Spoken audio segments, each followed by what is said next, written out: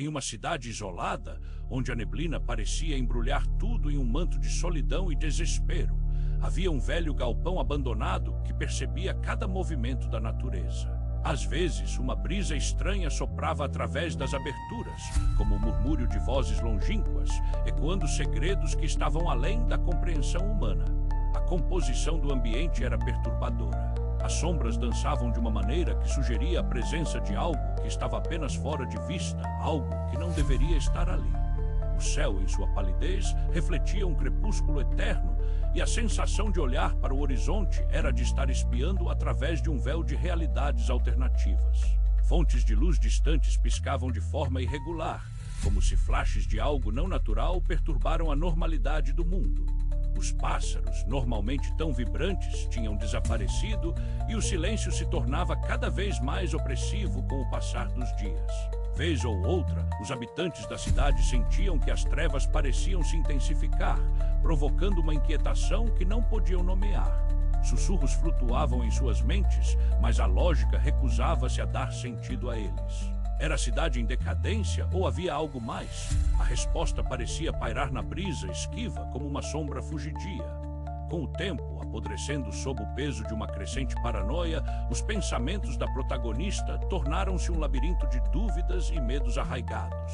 Cada rastro de movimento à sua volta parecia indicar a presença de olhares ocultos, e os sussurros na neblina agora se tornavam insuportáveis, como se fossem ecos de uma ameaça ainda não identificada. A insônia lhe fez companhia, enquanto o relógio incessante marcava as horas em que os sonhos se tornavam pesadelos, convites para uma realidade onde não havia refúgio. Quem está me vigiando? O que eles querem de mim? Eram perguntas se repetindo em ciclos asfixiantes. Sua mente tornava-se um eco de medo, um campo de batalha em que a razão era constantemente derrotada. Foi numa noite sem estrelas que a presença finalmente se manifestou. Não era uma figura do que conhecemos, outro ser poderia ser algo tão frequentemente repetido, mas as formas não obedeciam às leis da física.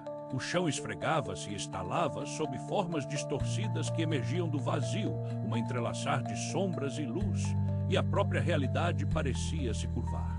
Era como se uma janela se abrisse em um universo paralelo, exibindo um espectro de cores e formas que interrompiam a compreensão humana, cortando com uma navalha a própria essência do que eram as ordens conhecidas. E no meio desse caleidoscópio de horrores, uma sabedoria inefável dançava, pois seus olhos não eram olhos, mas emanações da própria existência, vazios e plenos.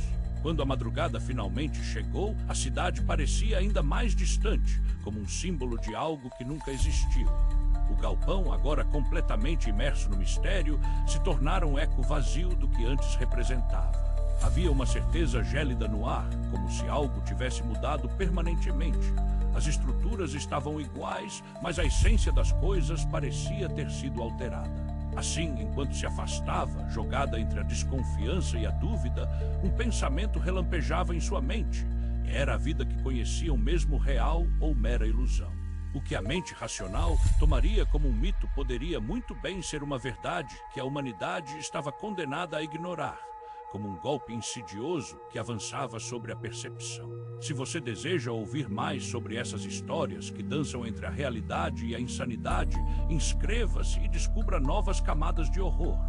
E enquanto você se coloca essa pergunta, eu deixo uma última reflexão.